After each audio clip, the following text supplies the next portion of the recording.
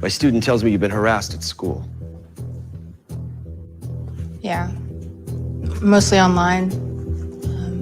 I get mean texts and emails sent to me. Makes me not want to go. And who sends you these messages? Well, they're mostly anonymous. These kids create fake accounts, and they tell me things like I'm ugly and that I should kill myself. Oh my God. What a bunch of pussies. Back in my day, if you wanted to tease someone, you did it to their face. There was honor, respect. These geeks hiding behind their computers. What a bunch of spineless losers. You're not afraid of these losers, are you? No. You're gonna take shit from these losers? No. Good, because when I'm done with you, you're gonna be sending a message back. Only it's not gonna be with your keyboard. It's gonna be with your fists.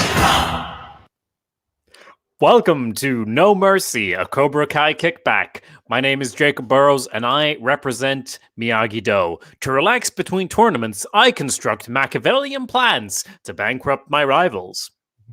And my name is Jim Scampoli. I represent Cobra Kai because any video game console I see, it's a Nintendo. And we are here to discuss episode 5, Counterbalance. Where we see, as we saw in the clip opening the show, some progress for Johnny. Johnny realizes that, girls can be kick-ass as well. Not all girls aren't all pussies. Yes, it's those internet bullies are the real pussies all along. This episode, Counterbalance, appropriately sits in the middle of season 1, so we're halfway through, everybody, and it's dedicated to our friend Pat. And we get the clip in it from Pat doing the Mr. Miyagi thing, and it's great. And also there's an 80s montage at the start, and it ends with a nerd beating up all his bullies. What a great episode, Jim.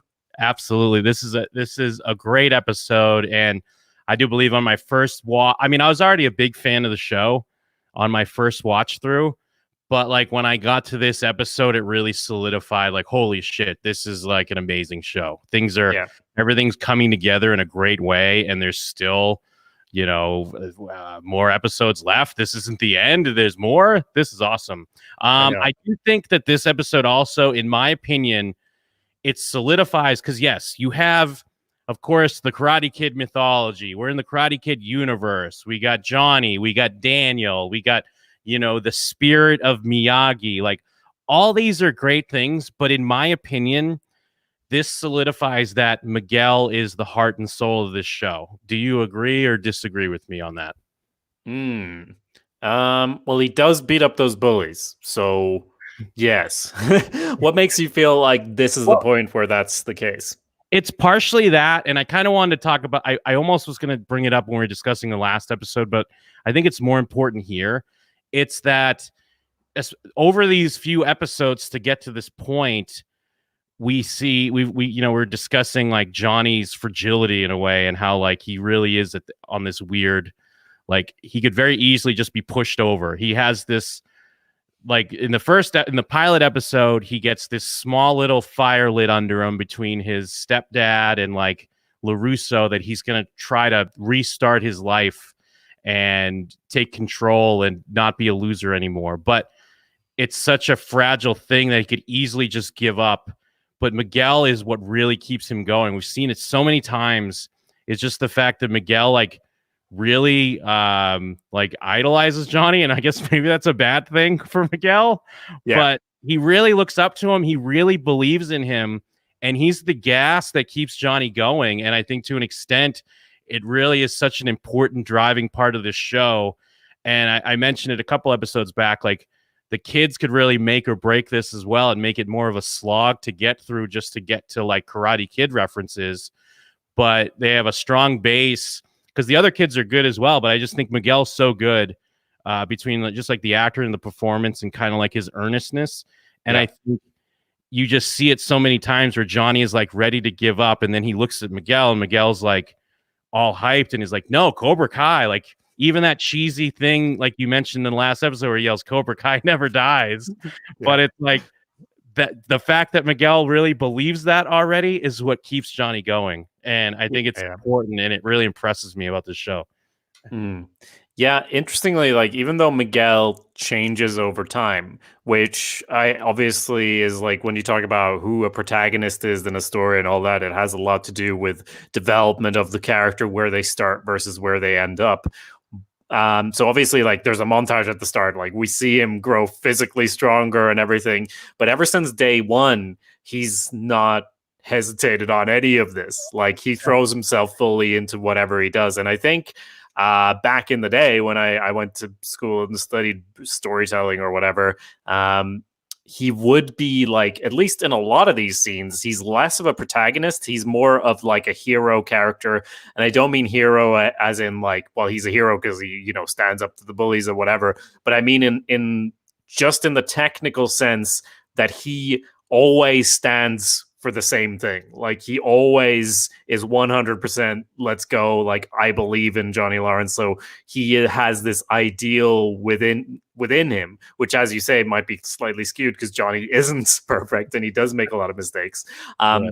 But yeah, like throughout a lot of this, he doesn't hesitate or falter at all on any of that. So it's just interesting that like we have the older people who are the ones who are actually internally seeing more change. He's seeing a lot of change externally, but ever since Johnny Lawrence told him he didn't have asthma anymore, like he's basically been on 100% on board. Though he does chastise him a little bit, like maybe you should stop saying all this sexist stuff or whatever. So that's nice to have that voice in there as well.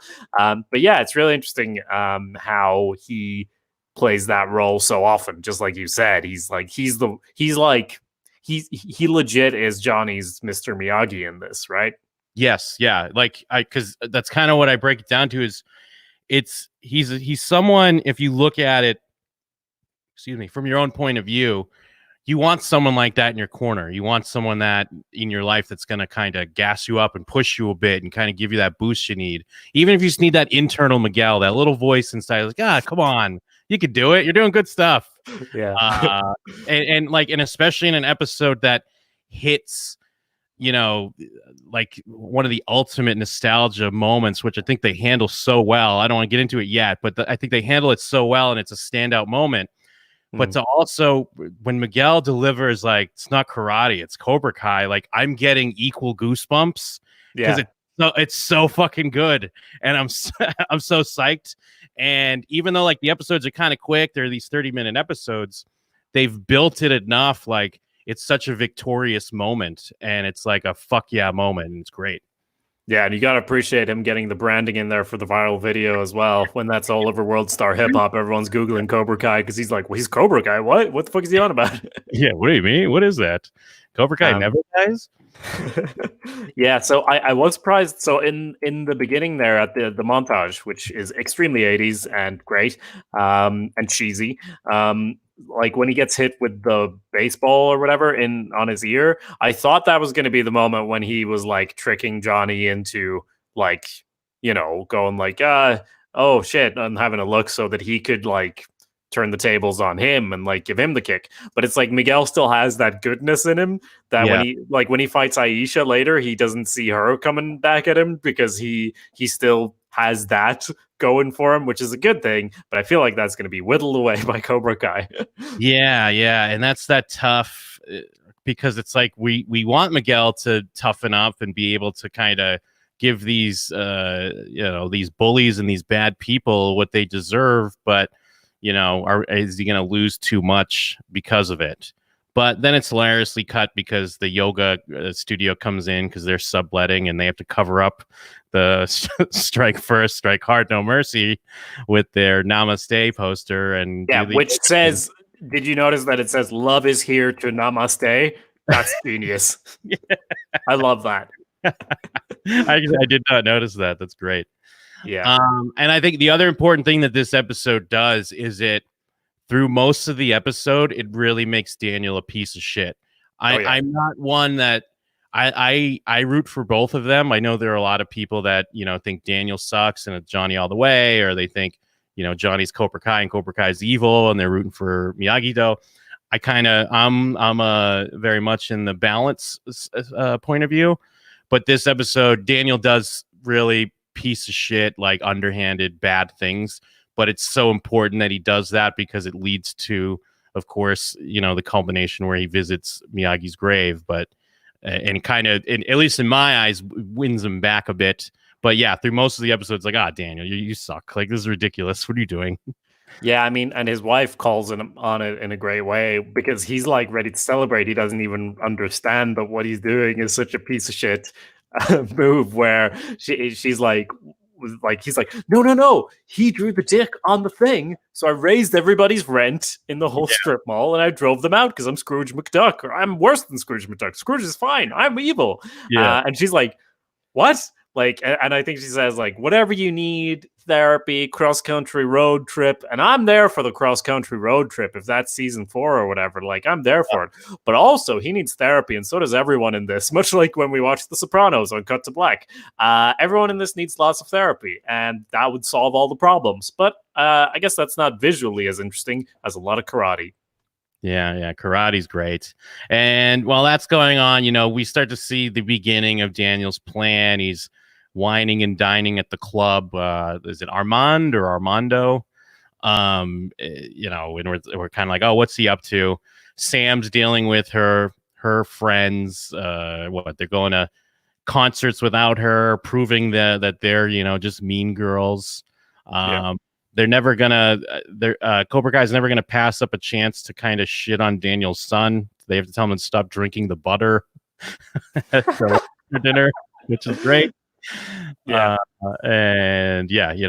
looking into real estate. Like, when you're first watching it, you do think, oh, he's just gonna buy it up? He's gonna buy it up and kick him out. Like, I guess it's in a weird way that wouldn't be as bad. Like, if he just like bought the strip mall and like kicked Johnny out, but then wasn't screwing over the shitty convenience store clerk who you feel bad for, even though he doesn't know how to hold pizza correctly when he serves someone.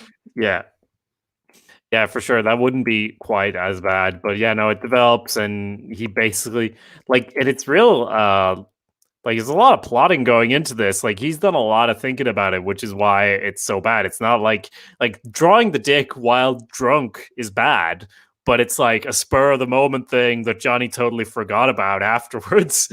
Meanwhile, Daniel's just stewing over this for ages, coming up with this complicated plan of how he's going to fuck his old rival over. And like you said, it makes him worse.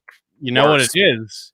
It's a very Terry Silver type of move. If you want to get if you're gonna I'm gonna make him suffer. I'm gonna make him die. It's gonna be the last thing to do. I don't remember what he said. I suppressed a lot of my memories of Karate Kid Part 3. Maybe Daniel picked up a few more things in some of those training sessions when he was punching those boards, like stuff subconsciously he didn't realize, because this is right out of Terry Silver's for sure. Yeah. And I mean, since we're talking about his whole storyline there, to follow that one through, can we talk about the grave and that's now? Yeah, you know what? Yeah, since we're on him, we should get to it, because I'm like hating Daniel, but then I think it shows that he understands. I mean, of course, it helps that his wife his wife's always a very level-headed character. I mean, I wish she had a little bit more to do. Yeah, I wish she was Kumiko, but besides that, she's fine. Because they don't make her. I don't feel like she's naggy. She's not like naggy about stuff. She's just rational. She's just like, oh, like, Daniel, what the fuck are you doing? What is wrong with you? Even when it comes to like their kids and just their business and their life, she's just very rational. So with a little push from her, and him realizing that he is out of balance.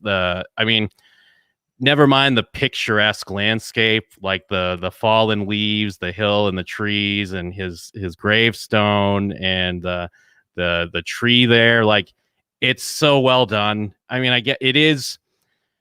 I don't want to call it fan service. I think people use fan service wrong and a little too much these days when they talk about things. I guess it could almost be that, but it also is a natural. If we were to believe about Daniel LaRusso and the way he grew up and his ideals, and especially the type of role that Mr. Miyagi played in his life, this is a real thing that a character would do. Yeah. And I'm tearing up watching it. When I first watched it on a plane to Tokyo, I'm crying on the plane as I'm watching the scene. It's great. Yeah, and it's like we always say about Cobra Kai, that it uses the source material really well, but also like builds upon it. So it's not just it's not just a sequel. Like most sequels just get progressively worse, whereas it's truly like the way that a television show over time, one of the rare ones that gets better over time as it builds and becomes more complex. It takes the ideas of the original, which are fairly two-dimensional, even if there's depth to them, but we haven't explored all of it yet. And here we get to see how the lessons of Mr. Miyagi are implemented, and like how we all can forget about our past and like become pieces of shit and then relearn and everything. Like I obviously the flashback, it's great that we have him in the car. Like he gets into the car and that's when that strikes him. It's because it even makes it visually, it works, but it also makes me think of like sense memory, how something can just come at you from the past when you're in a similar situation, like him getting into the nice car, the first nice car he's probably ever gotten into when he's given it, and then also getting into this nice car, and he's been thinking about Mr. Miyagi, so it makes sense that it would crop up there. And it's almost a bit too much when he like hears the voiceover in his head and he's like, yeah, I do understand, like talking to his dead teacher. And I can see how someone would roll their eyes at that. But for me, it totally works. Though the moment that it works for me even more, well, works is the wrong word, but like when he bows to the grave in that wide shot, because it was always the shot that got to be the most in the original, when he bows to Mr. Miyagi, when Mr. Miyagi's all drunk and rambling and passed out, and he just uncovers his past and gives him a bow even though he's not there. And this is like the ultimate extension of that, because obviously he's not there, but he's just learned so much and gone so far, and I can't wait to have Daniel-san back. This isn't Daniel-san, this is Daniel, Daniel, this is LaRusso, Daniel LaRusso. And yeah, that wide shot when he bows, it's great. And it's like you mentioned when he's in the car with the way they use the flashback. It's such a simple thing, but I don't know if it's always obvious. Like maybe a lesser show they would still use that flashback, but it would just happen while he's looking at the gravestone or whatever. Yeah. It's a small, simple choice, and it works so much better. But you're right. I think the bow hits even more, especially doing a recent rewatch and discussing like those other scenes. It's a more impactful moment to me as well. And just the idea too. I like the idea of thinking that, we saw Miyagi through Daniel's eyes. Besides, that scene when he is drunk and he's remembering his family and stuff, it does hint at even some more to Miyagi that we didn't always see. And as Daniel's kind of thinking like, maybe you just hit it better, like you were dealing with some of the similar stuff. And we like to think that Mr. Miyagi, he never had doubt and he never was worried or scared. But maybe we just didn't see that, and he was able to just expel his wisdom and work it out on his own. I like all that stuff, and it's a great way to get Daniel back after most of this episode kind of, painting him as a Terry Silver villain. And when he's cleaning out his old home dojo, all good stuff, great stuff going on there. Yeah, and the clearing of the dojo is just it's a very obvious visual metaphor for what's happening, where his life and his karate teachings, like all the stuff that just accumulates in life, has cluttered him down, much like how in Buddhism our possessions weigh us down and everything, and like it's just full of all this junk that he doesn't really need, and he needs this space for inner peace. And it's like, I don't know, it's just an obvious thing to do, but just having it in there, it just works so well for him to show visually how he's sort of refinding himself in his past as he, gets the banners of the rules and the picture of Mr. Miyagi and everything. It's just a great moment. And then the smart, like it's intercut with Johnny, like because he goes to open his dojo door, and we cut to Daniel opening his door, and even though they're kind of both on a uptick, it's that reminder that they're going to collide again. Like these paths are going to meet, even though we kind of hope it's going to be on better terms, it's going to take a lot more for it not to be like an attack or a fight, basically, once they come back together. But yeah, it's just a lot of these things are simple that the show does, but they're easy things to miss and easy things to mistake. And I think that's what keeps the quality up, is that they're getting the simple things right. And that's why something as I try to explain to people, and I'm a crazy person when I'm telling them Cobra Kai is such a great show, because no one wants to believe it sometimes. It's on paper, it seems like it shouldn't, but there's such a good foundation, and they nail the humor, but they nail like smart, simple storytelling and editing techniques and the use of character, and it all just comes together in a great way. Yeah. So with so much going on in the episode, I don't even know if we'll get to it all, but I did want to mention with Aisha starting at Cobra Kai, it feels like she gets the accelerated treatment because she's like in the first. I mean, the speech from the beginning of our episode is great, obviously, and her getting this confidence is fantastic. And they have this fight where she's a natural Cobra and all of that. It's kind of like, I think it's the next scene she's in that Sam tries to sit at her table, and it's very much a flip from Aisha in the previous episode to this, at her being like, why don't you go sit with Kyler? I hear he doesn't mind that you suck. It's just very dramatic shift. And I suppose we can assume like that there's some shorthand, like, because we've seen Miguel go through all of this as well. So we can assume that there's been some steps in between. But like, I don't feel like Johnny's one speech would have made her flip this hard on it. Even though it works for the story, it's still kind of like makes her seem like, because I feel like Miguel wouldn't do that because he's got that sort of, like we were talking about, that goodness in him that doesn't let him do that. But maybe it's all of the bullying that's gotten to her and makes it so that anyone that she can lash out at, now that she's a cool badass who does karate, deserves it. I don't know. It's just kind of I don't mind it at all. It's just interesting, the quick movement on Aisha's development here. Yeah, I think that's a solid criticism. I think they kind of lay the groundwork with the way she reacts to getting kicked by Miguel. They are trying to show that there is this kind of, like, I don't want to call it darkness, but I guess this anger that's already inside her, and she, didn't quite know how to focus it properly. It's still accelerated, but it's like she has this anger, and she's already ready to kind of expound it upon her enemies, I guess, or anyone that could cross her. So yeah, I think it fairly works. I mean, we there's a lot of Robbie going on here. We see his home life, like his drunk mom taking a sleaze bag home, and he has to put headphones on so he doesn't hear them have sex, which is sad. That sucks.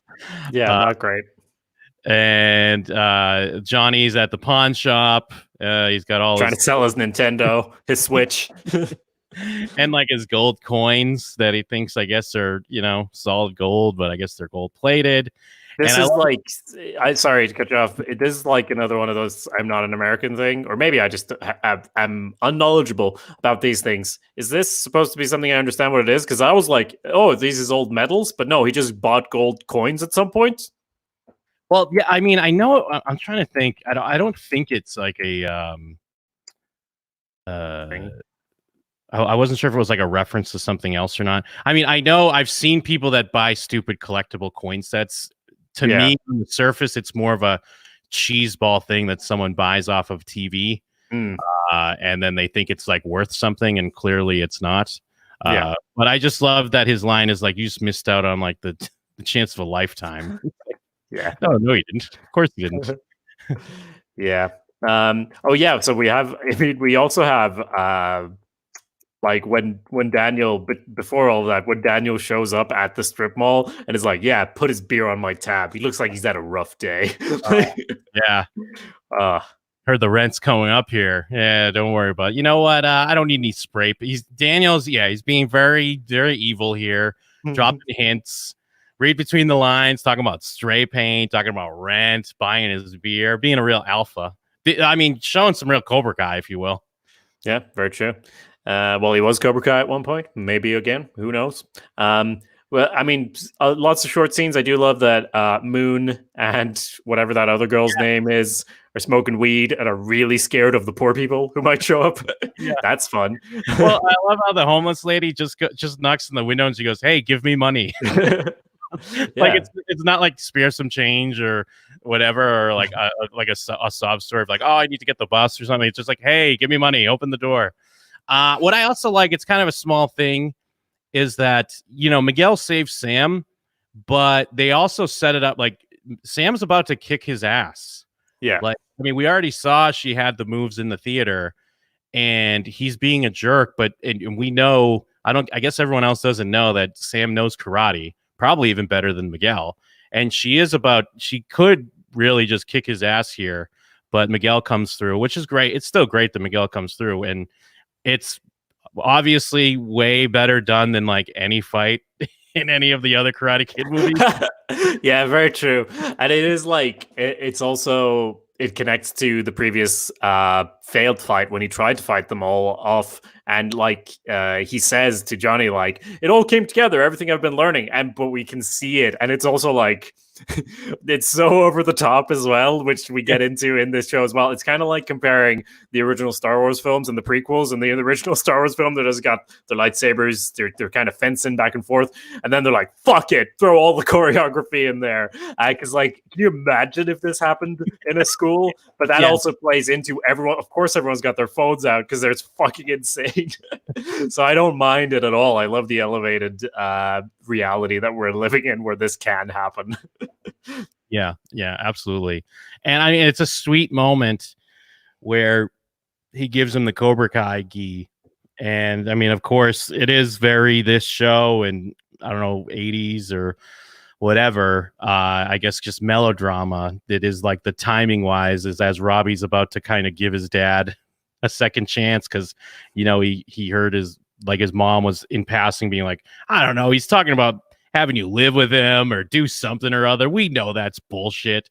And Robbie's ready to give that second chance. But, you know, we talked a lot about in last episode discussion that it is kind of a mistake that Johnny is replacing his son in a way with Miguel, and Robbie sees it on full display and decides to be a Terry Silver of his own. And the best way to hurt his father is to be, you know, one with the LaRusso pack. Yeah, which, you know, is probably the most convoluted, weird thing in season 1 of Cobra Kai, but it's also like he's such a messed up kid because of Johnny, that and the way Johnny is and the way his mother is that we see as well. So I guess it makes sense, but it is very like, nah, this is exactly where I want to be. But then it's like, oh, you getting a job is probably a good thing, maybe. I don't know. Like, it's not like I'm gonna get back at my dad by bonding with this guy. And it is kind of like it's like the coincidences come together so that we can get this thing where he's learning from Daniel, obviously. Like it just feels like it's not that believable, but it is also one thing that I don't mind. You know. Yeah, it feels more like a plot device, which it does. It starts to remind you this is a TV show, which is fine. Yeah. And then, I mean, now that we've watched Karate Kid 1, 2, and 3, and we hit the kata at the end, you're getting the goosebumps now, right? Because you know what's going on. Hard for me to get the goosebumps with anything from part 3, to be honest. But yeah, no, it's a good kata. You know, I love to see it. Better than the drum. Imagine him just going like waving his arms. That wouldn't have been very atmospheric. But before we finish up, just Johnny again with him giving the gi to Miguel. All that would be fun. Like he could be doing all of this and then also go talk to his son, maybe.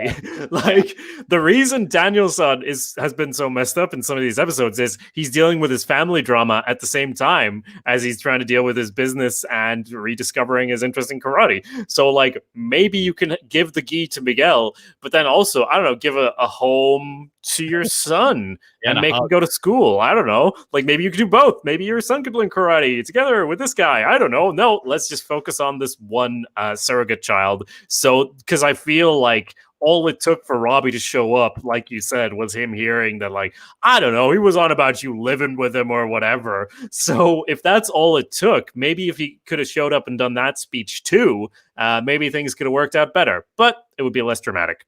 Yes, yeah. So we'll have to see how that plays out. Yeah, great episode to me. Like, again, really solidified, like, going to me from like a really good show to like a great show. And I think they keep on delivering. So we'll see as we go through the rest of the episodes. Yes. And if you have any thoughts, send them on to showswhatyouknow@gmail.com. You can also leave a review on Apple Podcasts or your podcatcher of choice. We'd really appreciate it. And of course, there's showswhatyouknow.com for coverage of all other television shows in the entire universe. Not yet, but we're working on it. And beyond that, there's just one more thing to say, Jim. Oh, what's that? Love is here to namaste.